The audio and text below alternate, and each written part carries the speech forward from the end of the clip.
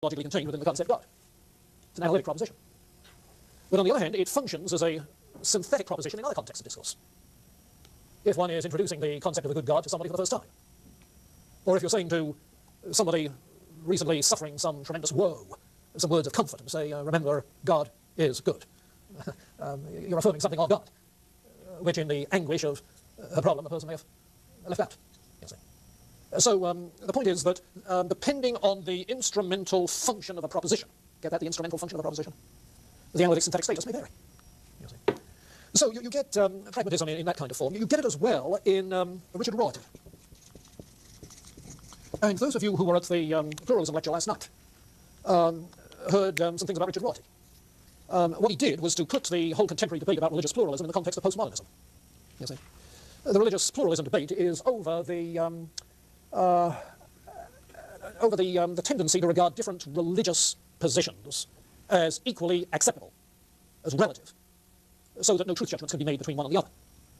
Now, in trying to then help the audience understand how come a position like that could arise, he said it has arisen within the ethos of postmodernism, you see, which rejects the Enlightenment kinds of epistemology with its attempts to prove a position true, opts instead for such degrees of subjectivity, ever since the Copernican Revolution, that nothing can be proven, and so the relativizing that results. Well, in introducing postmodernism and its influences, he talked about Richard Rorty, one of the two that he stressed. Foucault was the other, the European. But Rorty used to teach at Princeton, now at Virginia, used to be in philosophy, has moved to humanities, because he's given up on the philosophical enterprise. You see. The crucial thing was his book, Philosophy and the Mirror of Nature,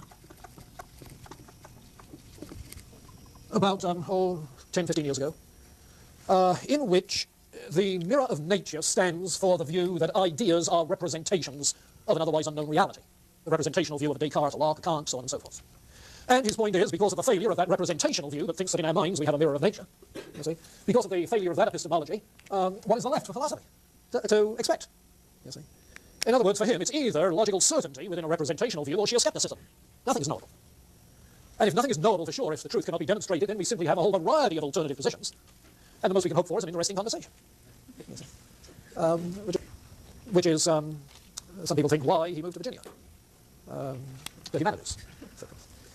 Well, the pragmatism in it is in part his working with, in the book, with Dewey's ideas, along with others, and the acceptance of simply a pragmatic theory of meaning and truth, because that was the way to say all that's left for philosophy if the representational theory is missing.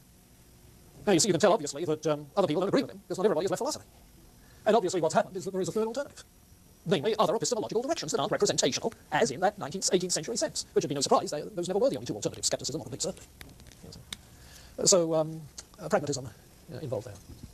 Well, I see our time is gone. Okay, Monday, a few comments further about pragmatism, opportunity for discussion, and then on we go.